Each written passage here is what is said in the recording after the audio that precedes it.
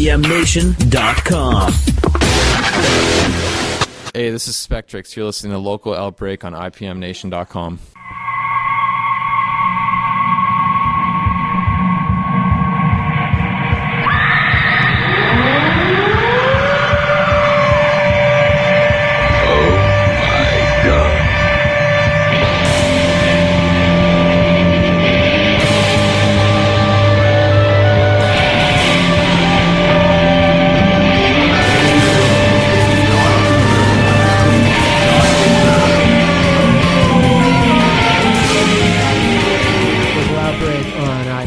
This is Matt from IPM Nation. Local Outbreak, of course, every Sunday night at 9 p.m. and Wednesday at 7 p.m. on 100.1 The Planet if you're in central New Hampshire, and, of course, streaming worldwide on IPMNation.com on our live station. And we do record the show every Tuesday night. We love to have a studio audience, so if you're ever around, come on down Tuesday night to the studio at 50 Canal Street in downtown Laconia, New Hampshire. Very cool, funky little gift shop and art gallery, and a lot of cool, actually, there's some new art on the wall that's kind of freaking me out a little bit, to be honest with you. TheStudioNH.com is the website if you want to check it out online. Please support your local businesses in addition to your local music scene. Very, very important. Of course, we're also sponsored by Central NH Events. If you need a DJ for your event, if you go to centralnhevents.com, you can hire Mr. Tim Martin. He does a phenomenal job, centralnhevents.com. And, of course, Tweak Sound and Mastering in Concord, New Hampshire. Tweaksound.com if you want to check out what Mr. Matt Marcil does. If you need some recording done, Matt is phenomenal at that and also a very, very important part of this show and a frequent guest. And we have with us tonight, and kind of last minute, so I really appreciate it. Eric Zale of Spektrix is here. How are you, sir? I'm good. How are you? Good. We were kind of talking off air a little bit, and we'll kind of mention on the air that I was trying to remember if we've ever had anyone on the show who does quite what you do.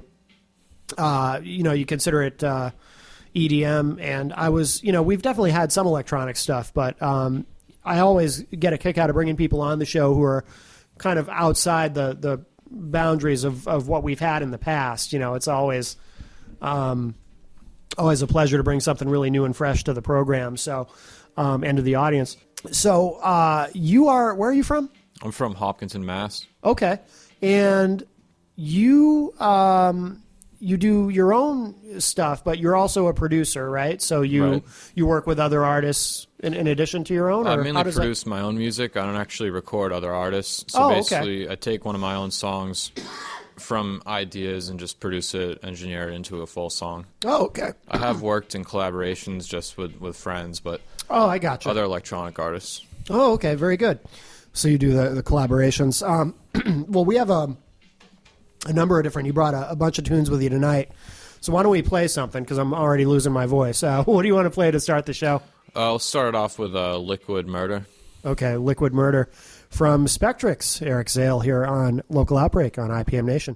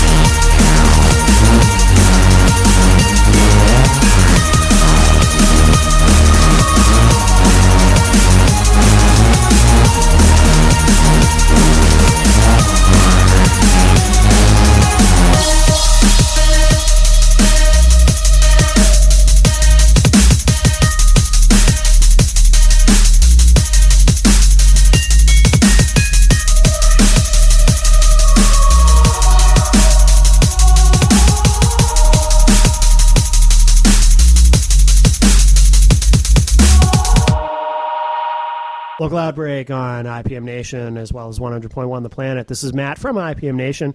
We are here at the studio in downtown Laconia. We're chatting with Eric Zale of Spektrix. And Eric, how long have you been at this? How long have you been doing music? Music, I'd say I started probably when I was 11. I started playing the drums and did that for a couple of years. In high school, I would play with other people, guitarists and all that. But yeah, as far as electronic music, I've always been really I don't know, curious about it and inspired by it. And I started just messing around with beats when I was probably junior in high school. Okay. And so that was about 6 years ago. Oh, okay. Yeah. Do you focus specifically on that now, or do you still also play in bands, or how does that work? No, I haven't played in a while. Actually, at one point, I had an electronic drum set, and I ended up trading that in for a set of turntables. Oh, no kidding. Yeah, so I don't play that anymore, but it all influences the music that I make now. Everything I learned back then.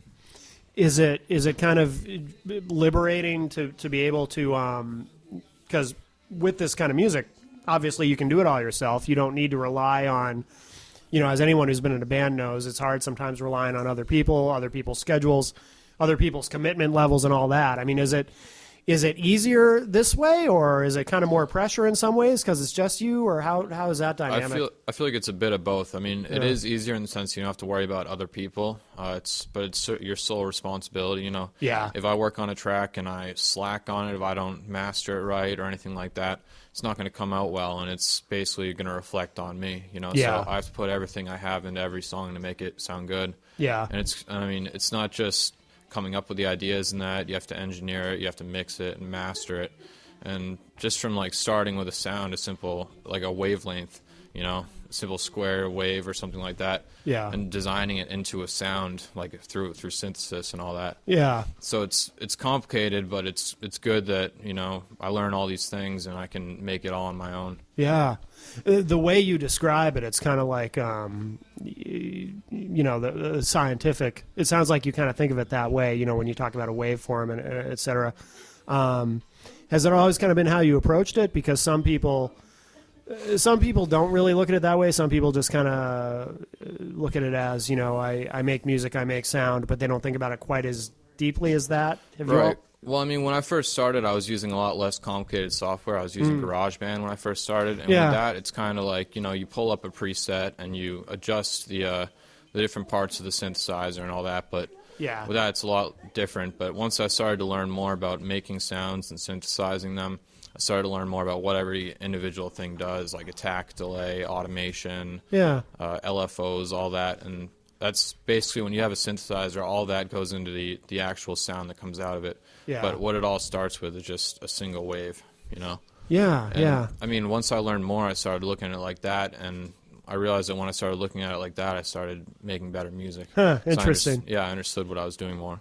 How many songs have you recorded just, in this configuration? Incomplete songs, I mean, a lot. Hundreds. Really, yeah? Yeah, hundreds that I've never finished, but, I mean, it's tough, because you start something, and if it doesn't come out the way that you like it, and you want to make a change, it's intimidating because you might have to delete, several days of work. Sure, delete all the stuff you did and start, a certain part from scratch, and it's tough, but you got to take risks like that, otherwise it won't come out well. No, that's interesting. So that's a lot of unfinished stuff because you. Is that always kind of a hard decision to make? I would think it would be when you get to that point where you say, okay, I've put all this work into this track, but it's just not working out. I guess I'm going to scrap it. I mean, is that... Well, it is, but the way I look at it is that every time that I do that, I learn something new.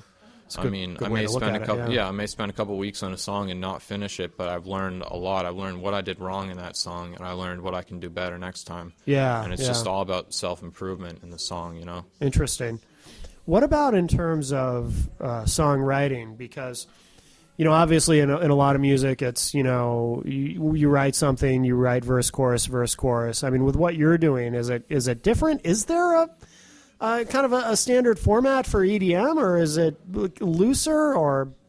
Well, there's a lot of different styles of electronic music. There's trance, there's house, there's hardstyle, which is what I make. There's drum and bass, and all that has its own individual styles. I mean, what it all comes back to, really, the root of it all is older rave music from the '90s, and that's a lot of samples and Well, I usually start with an intro. You know, like, the thing about dance music is it's designed to be mixed together. Yeah. You know, you have so many bars in the beginning which are sparse, and you'll see that in some of my later tracks. Yeah. They have an intro that's very sparse, and then when you combine those two and you're mixing them, one song to the next, they go over each other, and there aren't, like, frequencies that are competing, you know? Yeah. So with hardstyle, I start off with a 16-bar intro, which is the kick. You bring in drums, snares, hi-hats, you know, elements like that. You usually have a snare roll towards the end of the intro. And, Yeah. And once you have that and you come up with, you know, stuff after that, you can start to tie it all together, you know? Yeah. Like, if you come up with a synth line later on, you can take parts of that, bring it back to the beginning. That way you get an idea of what's coming, and it kind of pulls the whole thing together. Because it's easy to make one part of a song, make the next, make another one, and have it all sound different. Sure. So in order to tie it all together, there's a lot of copying and pasting and just bringing parts from here to there and, Yeah. you know, echoing and all that. And, I mean, the structure, it is, you learn it from listening to it. Yeah. You know, when I listen to music, I learn about the structure, and I learn what I like. What's big now in hardstyle is anti-climaxes. Like, there's a new movement called raw style, and Okay. they have these big melodies. And normally, once it drops, the melody keeps going. But with these, it has a big melody, then all of a sudden, it drops and the melody's gone. Oh, no kidding. Okay. Yeah, so it's like, it's all changing, you know, like Yeah. 4 years ago, nobody would have done that. Right, right. And, I don't know, it's also regional, too. You know, there's a lot of diversity from the region. America doesn't have a lot of that, but it's more house music around here. Yeah. Which, I mean, I understand that, so I try to blend that in with my music. I try to have influence from that since it's made to be played in America, basically. It's interesting, you know, because you mentioned the different kinds. And, you know, years ago I worked at, well, back then it was Strawberries. And I remember our, you know, we sold CDs, obviously, and I remember our dance music section. It was split up. You know, prior to working there, I had no idea. Like, it was split up into different, you know, like house, hard house, and, you know, all these different, you know, I remember looking at it thinking, well, I had no idea that there were so many sort of subgenres Right. of this music, which I guess applies to other genres as well, like metal. You know, you can break that down into a million different subgenres, and punk and everything. So I guess it's like anything else, but it was interesting to kind of learn about the different subgenres. Not that I retained much of that information. I really didn't, but I'm kind of following what you're saying, but I'm also learning at the same time, because a lot of it I don't remember. But Right. But some of what you described in those songs, it's like, okay, yeah, I've heard songs with that. I recognize that. Yeah, I mean, a key with genres is BPM, really, because when you're DJing, you mix two songs. Beats per minute, for those who don't know. Yeah. Exactly, right. Yeah. So if you have a song at 150 BPM and you're doing it on vinyl, you're not going to take out a song that's 175 BPM and mix them together, because you're going to have to pitch the other song to get the timing to match. Yeah. And it ends up sounding bad. So a lot of the genres come together in BPM, like house is 128, hardstyle is 150. Oh, And that's interesting. Yes, that helps form genres because of what they're designed to be mixed with. That's interesting. See, that I had no idea. Right. So every one of these genres has its own BPM. Yeah, pretty That's- much. that's I mean, really- it's usually a range, but Yeah. Oh, that's really interesting. Oh, that's cool. And like, it kind of makes it easier to learn it all, I guess, right? Right, Because yeah. then you can, okay. Wow, that's okay. I wouldn't have guessed that. Was it hard to learn some of the more technical aspects of that part of it, and kind of to me it sounds intimidating as someone who I'm not good at math. right. So I'm not good with numbers. So to me it sounds intimidating. But did that stuff come easy to you? Did it come naturally? Well, or- I'm not really good with math either, but it's Yeah. I mean, it's more like you listen to it a lot, and since I've been really, really interested in it, it's just, you know, I've learned about it. Yeah. You know, and Yeah. it's stuff that you pick up and kind of like hold on to, you know. Yeah. And, Like and once you know it, you know it. It's not Right, like you're exactly. going to forget. Yeah. And I mean, a lot of it is kind of intimidating in the beginning, but like with a musician, often basic timing, a 4x4 structure, you know, 1 2 3 4, 1 2 3 4, that comes naturally. So when you know, if you have a musical mind and you're DJing, you can hear when the next part's going to come, just based on that simple 4 structure. Okay. Oh, that makes sense. Interesting. Well, let's play another track. Sure. What do you want to play next? Let's play The Spirit. This is kind of a harder song than the last one. It's kind of bringing you into the more recent songs. Okay, cool. All right, so this is The Spirit. This is Eric Zale, also known as Spektrix, here on Local Outbreak. Take a listen.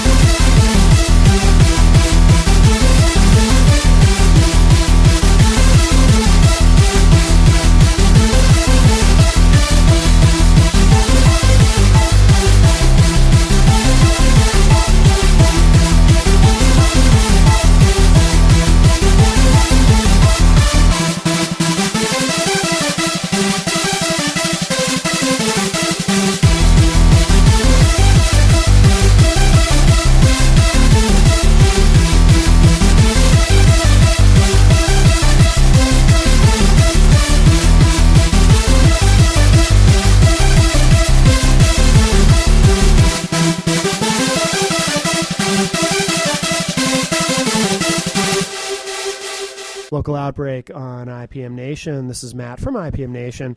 We're here at the studio in downtown Laconia chatting tonight with Spektrix. His name is Eric Zale, of course. He was not born with the name Spektrix, but where's the name come from? Why'd you pick that? I don't know. I mean, I used to be kind of interested in graffiti, you know, and just looking at the way that letters come together and combine is interesting, and I figured that combination of letters looked good, and I mean, I didn't actually say it out loud, so I'd already picked it as a name. Oh, really? Yeah. I mean, it sounds a little silly, but I mean, when I see it, when I see it written out, it looks really cool. Yeah, that's cool. And, so that's pretty much how I picked it. I needed a new name, so. Yeah. What about in terms of collaborating with people? Because how do you find people to collaborate with? How does that come about? Well, I collaborated a bit with. I haven't actually finished any real songs with this guy, but he was somebody I actually met him on Craigslist. Yeah. Like I was just looking for somebody to like mess around DJ with, and he was from Boston. I was living in Hopkinton at the time, so basically just met him and talked on Facebook, and we both have the same software, which makes it easy. We both use Logic Studio. Oh, okay. Yeah. So we can just transfer files over to each other, projects, and it's easier to collaborate. So it's really cool that we live in an era where you can do that, you know. Right, exactly. I mean, there was a time when, that was, 20 years ago, certainly. I mean, even, 10 years ago you could do it. 15, a little dicey, but, today, it's amazing. You can, collaborate with people, not just with electronic music, but with other kinds of music too, send tracks back and forth. But it's wonderful that we live in a time where it's so easy to do that because there's really no barriers. You could work with anybody, really. Right, and technology is just, dance music is exploding right now, and it's because not only that, where you can connect with other people far away, but somebody on the other side of the world can listen to my music, Yeah, oh yeah. That I've never met before, Right, and, right. And with the technology, too, I can carry around an entire studio in my backpack. Yeah. I can bring it anywhere I go. I can, just work on it wherever I want, and that's amazing. Yeah, that's awesome, yeah. Yeah, it's like not only just being able to carry around equipment for like a band, but it's like just everything. Sure. All in one. Promotion tool, producing tool, everything. Oh yeah. Do you perform out at all with this? I have in the past. Lately, I haven't. I've been hoping to more, but I haven't DJ'd an actual event in a little while. But I'm interested in starting doing that again. Is it a challenge? This is something I've always wondered about. In terms of, in contrast with if you're in a traditional band, there's always clubs around where bands can play, bars and whatever. But it seems like with what you're doing, is there less opportunity, or is it just different where you have to kind of know where to look, or how does that work? In New Hampshire, I'd say it's definitely less opportunity. Yeah. I live in Manchester now, and I mean, there's clubs in Manchester that play house music, really mainstream music, but Yeah. as far as that, like, you have to go further south. Like, in Massachusetts, there's a lot of events. I mean, every weekend there's multiple events, but Yeah. I mean, you'd have to travel from here to go down there to do that, but Sure. it's definitely getting a lot bigger. When I first got into the scene, I remember, like, looking for raves or events like that. I had to go on some obscure forum, you know, Yeah. like some weird forum I found, and that's how I found out about them. And now I log into Facebook and I have 10 invites to an event. Oh, that's or to cool. multiple events, yeah. Yeah. And Yeah. it's cool now because if, say, you had a Saturday night off and you wanted to go out and do something, you just look at that date on your event calendar, and there it is. Shows you Right. where it is and what there is. Right, right. That's another benefit too of the era that we exist in, where we have that Yeah. that kind of thing online. So that's cool. Do you ever take popular songs and do remixes of them, or have you gotten into that at all? It depends on what you mean by popular. Like, Yeah. as far as just mainstream, like American top 40 stuff, I haven't. But Yeah. the next song that I'm gonna play, it's a remix of a song by Rehab. Yeah. It's called Samurai Go Hard. Okay. And I did a remix of that. That was I'd say on the Beatport, which is where a lot of electronic music gets distributed. Yeah. On those charts, it was a high charting song. Oh, okay. A popular song, but in general, though, I'd say that was really only the first remix that I've done. But Yeah. I mean, I will take small parts and inspiration from other songs. I mean, I get inspiration from all kinds of music, not just dance music. Right. Right. I Yeah. mean, not just like, obviously like big parts of it, but small things, transitions, stuff like that. Sure. Sure. I mean, I've heard country music and heard a cool little part of it and used it in my song, yeah. or at least was inspired by it. I think most musicians can find, inspiration and ideas and influence, and probably, just about any genre, to some extent or another. There are. I mean, we've all known those people who only will say, "Oh, I only listen to one kind of music or Right. whatever." But musicians typically, I think, have a varied interests in terms of different kinds of music, and are more open-minded in terms of that, I think, generally. Yeah, I mean, it's just general appreciation for music. Like some Exactly. genres, I think, like metal. A lot of metal, people who are into metal play the music too. There's a lot of guitarists that are Right. into metal, and a lot of people are more attracted to genres like that because they are musicians and they hear instrumentalism and all that Right. they like. Yeah. You listen to a really technical death metal band, and it's mind-blowing how talented these people are. Oh, yeah. And that brings a lot of people that are musicians towards that. Right, absolutely. How often do you release music? Because I know I think you said two of the tracks we're playing tonight are really recent, which we're going to play soon, and then the other two are kind of older. Well, I took a little hiatus from releasing music and from producing for a while. Yeah. And what I'm doing now is, I messed around a bit with it last year. Just got just learned a couple things. Didn't really produce anything I released, but Yeah. I decided earlier this year, or kind of towards the end of last year, around December, I decided I was going to start doing this for real and actually Yeah. start making songs that, I was going to be proud of, and I was going to produce until they were finished, and Yeah. quality tracks that could be played alongside other tracks. Right. And that's what I've been trying to do. Yeah. My goal now is to not release anything subpar, and not, Good. just to do everything as best I can, perfect it and then release it. Sure. And Sure. that's what these songs are.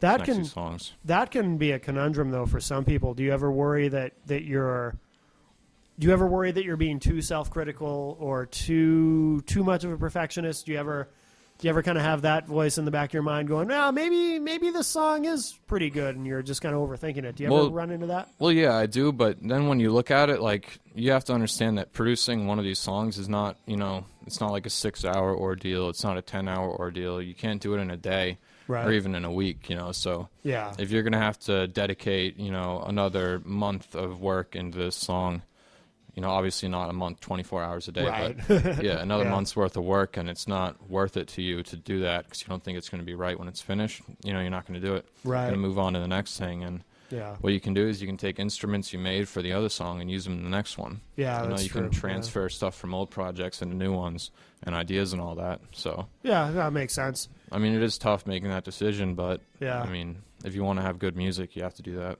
And once it's out there, it's out there. Once you've kind of, I mean, that's another thing about the era that we live in. Once you've released it and shown it to the world online, there's no taking it back. Yeah, it's tough. I mean, I've uploaded a song to SoundCloud and like posted it, and 10 minutes later took it down and said, no, it's not happening. No right kidding, now. really? Yeah, because you listen to it, the mix isn't right or the mastering isn't right, and you have to go back and fix it. Yeah. And like you said, once it's out there, it's out there. Yeah. Like if you post a song on Facebook, you can't edit the link in the post and still have all the comments on it because the thumbnail doesn't show up right and it's a dead link. So you got to take that into account. Right, exactly. But there's always going back to songs. Like the first 2 songs that I played, I went back last night and I remastered them because when I made them 2 years ago, I didn't really know much about mastering.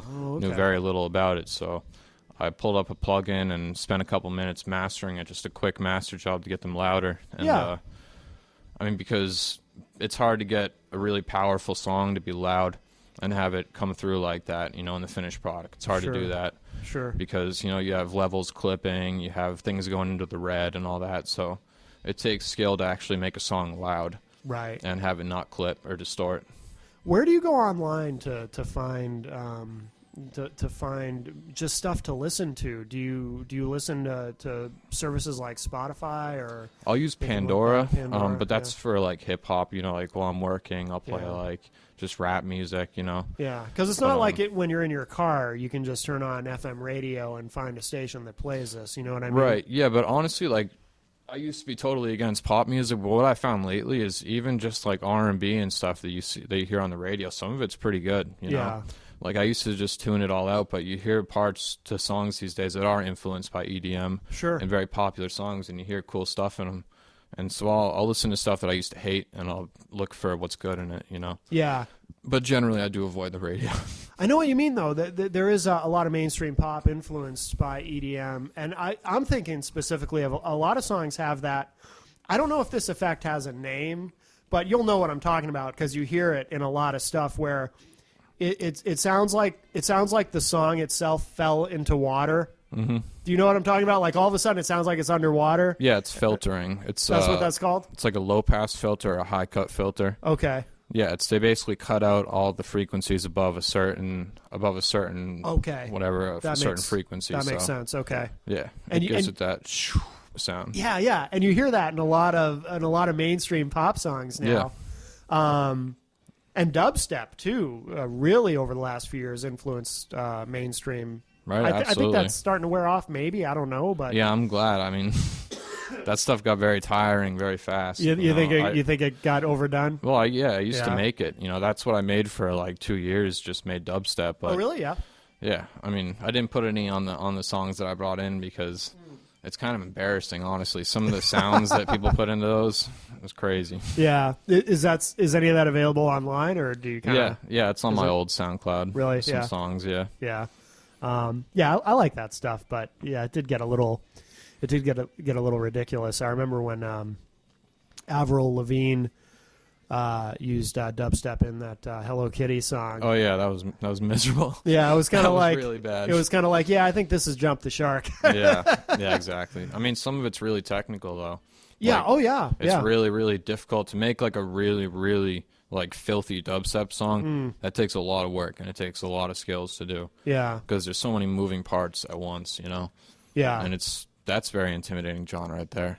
Oh yeah. Even some of the simple stuff I like though. Like I forget who the artist is. I Can't Stop is the song. I Can't Stop. You know the one I mean. Yeah, I know that one. I can't remember who it is though. I don't know if you know, but I like it's I like that. I just can't stop. Yeah. Yeah. You know the song. Yeah, I know it. But so many. But you're right though. I see what you mean about how that has that always. Do you think that's always been the case where EDM influences mainstream pop, and I just not always noticed it? Because I never really thought about it till you brought it up just now. Well, when you think about it, like a lot of the late '90s music that came out, there was alternative. I mean, there was grunge music in the early '90s that became really popular. Yeah. And but it really depends on what's kind of music it's influencing. I remember in the very early '90s, like I was obviously just a little baby at the time, but there was I forget the song. It's what is it? The girl's like, oh what, do do do do do do do do. It was like really high in the charts. It was an old school it was an old school rave song. Yeah, but I forget what it was called. But that was high in the charts, you know. And you hear these old school hardcore songs from the '90s. Yeah. That, you know, they definitely influence, like, you know, Marky Mark and the Funky Bunch. Oh, I remember. Yeah. Remember that song? Good vibration. Yeah. I mean, that's basically an old school breakbeat hardcore song with Marky Mark singing over it. You know. Oh, is it? Yeah. Yeah. So. And I think it's always kind of had an influence, but like lately it's becoming a lot bigger, especially in the 2010s. It's becoming a really big thing because, I mean, that's almost mainstream music right now. Like, you know, you have the big festivals, you have, you know, Electric Daisy, Carnival, you have all those events, and it's like, that's what people are listening to these days. Even people who aren't, like, you know, ravers or, you know, really big into dance music, they go to these events and they listen to the music. It's becoming really big. Yeah. Do you have any goals to perform it? You know, eventually perform at some of these events? Or? Oh yeah, I would love to. Yeah. You know, that would be like an I'm here moment. You know? Right. Oh yeah. Like playing any event is good, but I mean, I feel like the more people that my music reaches, the better off it is. Or the happier I am. You know, the goal is for more people to reach it, and that's what I aim for. Yeah, very cool. Well, let's play another track. What do you want to play? I think you had mentioned earlier what you had in mind. And this hasn't been on the radio anywhere, has it? No. So this is a world premiere. Yeah. We like the world premieres here on it is. Outbreak. First time. All right. So this is it's Rehab Samurai Spektrix Go Harder remix. Okay, very good. From Spektrix here on Local Outbreak on IPM Nation.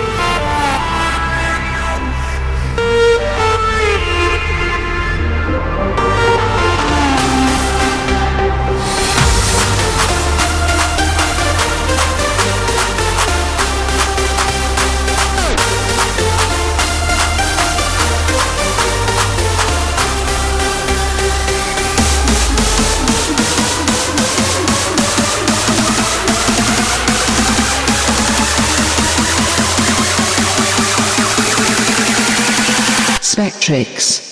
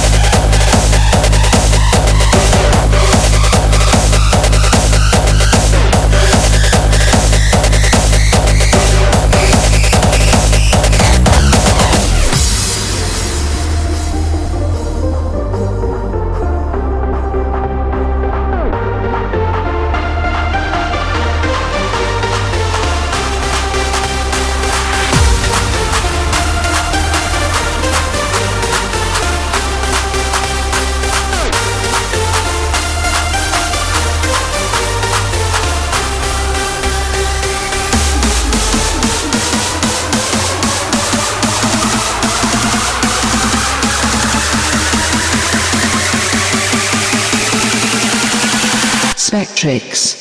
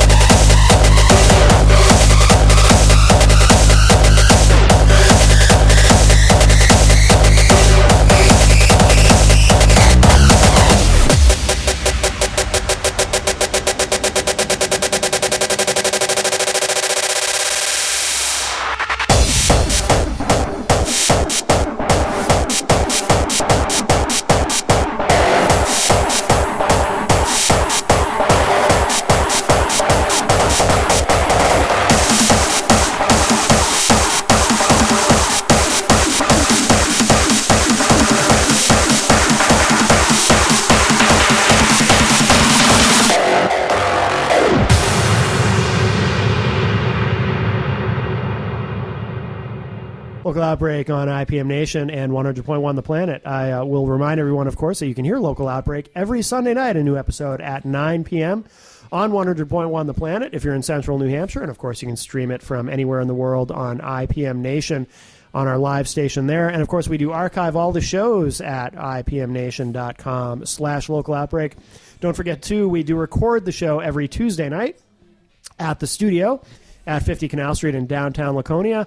Very cool place if you need some gifts for somebody. Very cool gift shop and art gallery. Lots of cool art on the wall. Lots of good stuff here. So check it out. Come say hello to Melissa.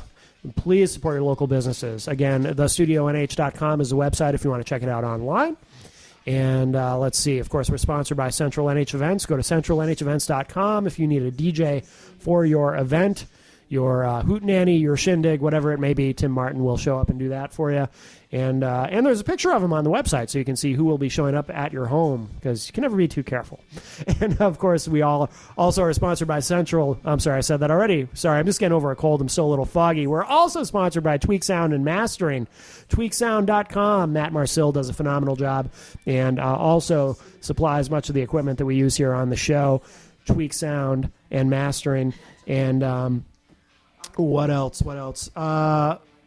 All right, so Eric, where do we find all this stuff online, this music that you do, that you release? Actually, just looking that up right now. I've got, Spektrix. The Facebook page is facebook.com/Spektrix Music. Okay. No spaces or anything. And we should spell that, too. For Spektrix Music. All right, and then on SoundCloud, you can find me at soundcloud.com/Spektrix-2, Spektrix-2. Why is it -2? Was there already a Yeah, I guess there was. Oh, no kidding. Yeah, I didn't know that when I was making it, but I found out later there's definitely a soundcloud.com/Spektrix, and it's not me, but I don't think there's a lot of music by them, so okay. It is what it is. Yeah, there you go. Do you have any events coming up that you're performing at, or are you just focusing on recording and releasing stuff right now? Right now I'm working on just producing music, and then I feel like once I have a good, under this name, once I have, a good couple songs that I can send out, I'll, try to get some gigs. But yeah, as of right now, I'm just trying to produce. I'd always be open to playing a gig, but I'm not actively pursuing any gigs right now. Yeah. Well, after this show airs, you'll probably get some offers. So yeah, that'd be great. You should, and I can imagine you doing a lot of shows in the college market. Right. I think you'd do pretty well there, especially probably in the Boston area. I would think there'd be a lot of opportunity for you and what you're doing. So that's great. And and when you have some new tunes too, we'll definitely have you back here. All right, awesome, absolutely. So what do you want to play to wrap up the show? All right, last song is going to be Spektrix, No Regrets, original mix. No Regrets. That's a nice, simple title. Yeah. I made this one. I released it about 4 days ago, so it's brand new. Yeah. Oh, it's very new. Okay. Just came out with it. So this is certainly another world premiere. Yep, absolutely. All right, so this is the original mix of No Regrets from Eric Zale, also known as Spektrix, here on Local Outbreak on IPM Nation.